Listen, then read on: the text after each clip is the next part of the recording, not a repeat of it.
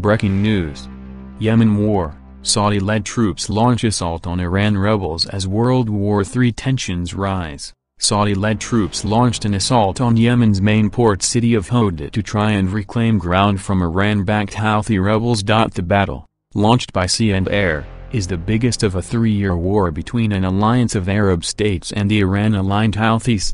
The exiled Yemeni government said in a statement issued by its media office said that Sea Coalition warplanes and warships were carrying out strikes on Houthi fortifications to support ground operations by Yemeni troops massed south of the Red Sea port in Operation Golden Victory.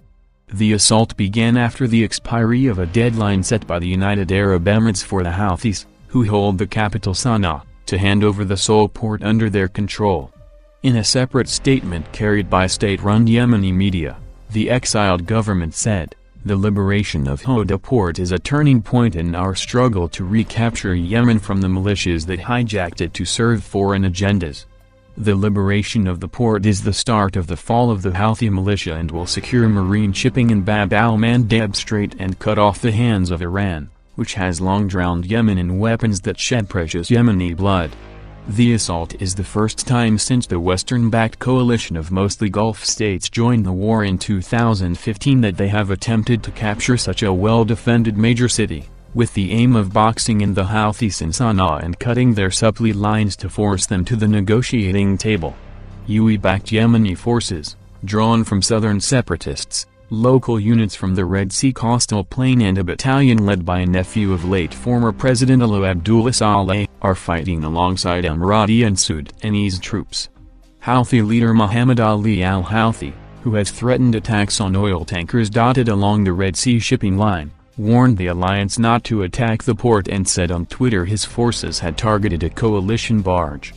Houthi-run Al Maraya TV said 2 missiles had struck the barge, but there has so far been no immediate confirmation from the coalition. The alliance intervened in Yemen to restore the government of President Abdrabbuh Mansur Hadi and thwart what Riyadh and Abu Dhabi see as the expansionist aims of their Shiite foe, Iran. The Houthis deny they are Iranian pawns and say their revolt aims to target corruption and defend Yemen from invaders.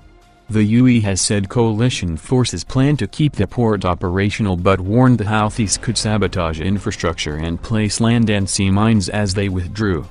Reem al-Hashimi, the UAE Minister of State for International Cooperation, has said if the port is wrested from the Houthis, the coalition could ease controls aimed at denying the group arms and ease the flow of goods and aid into Yemen, where millions face starvation and disease. Riyadh says the Houthis use the port to smuggle Iranian-made weapons, including missiles that have targeted Saudi cities, accusations denied by the group in Tehran.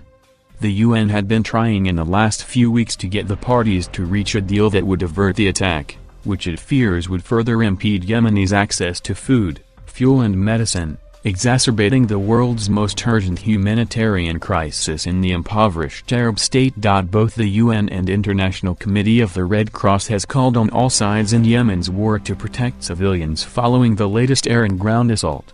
UN Humanitarian Coordinator for Yemen, Lisa Grand, told Reuters by email, "Under international humanitarian law, parties to the conflict have to do everything possible to protect civilians and ensure they have access to the assistance they need to survive.